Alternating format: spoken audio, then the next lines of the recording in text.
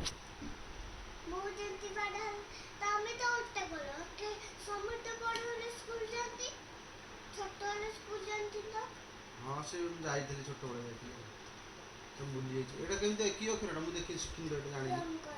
ଏଇଟା କ'ଣଟା? ଏଇଟା ଗୋଟେ ଅ ତ ଏଠି ଅ ଏଇଟା ଶିଖିଛି ମୁଁ। ଏଟା ହିନ୍ଦୀ କ ଏଇଟା ହିନ୍ଦୀ ଏ ହିନ୍ଦୀ ଅ ଏଇଟା ମତେ ଶିଖିନି ଏରା ତୁ ଶିଖେଇଲୁ। ହଁ ହଁ ତାପରେ ମାମାଟା କଣ ଉ ଉଷଉଲୁ ଉଷଉଲ ରୁଷେ ରୁଷି ଏସେ ଏରି ଏ ଭୁଲ ଲେଖିଲୁ। ଫାଇଭ ହେଇଗଲା। फाइव ହେଇଗଲା ନା ଏଇଟା फाଇଭ ନା ଇଂଲିଶ ଫାଇଭ ତାର ଏଇଟା ମୁଁ ଏଇଟା ଜାଣିନି ଇଂଲିଶ ଫାଇଭ ଶିଖିନି। ଇଂଲିଶ ଫାଇଭ କେମିତି କହିଲ ଦେଖିଲୁ ଏମିତି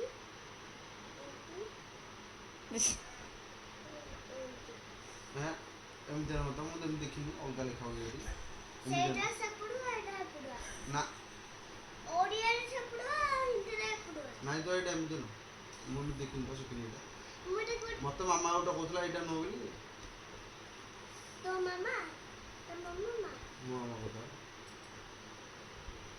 ମୁଁ ଜାଣିଥିଲି ଆରେ ସେତିକି ଥାଉରେ ଖାତାଟା ଯିବ ହଁ ହଁ ପଛରେ ତ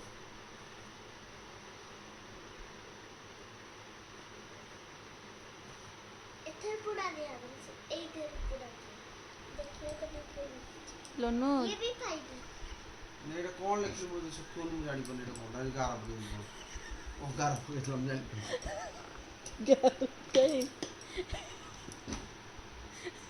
ଏ କଞ୍ଚି ଦେଲା ସେମିତି କରିବୁନୁ ପାଠଟି ସେ ଏଇ ଏ ସେଇଟା ସେମିତି ଏ ଲେଖା ହବ ତା ପାଖରେ ଗାର କେହି ଏ ସେ ଏଡ଼ିଟି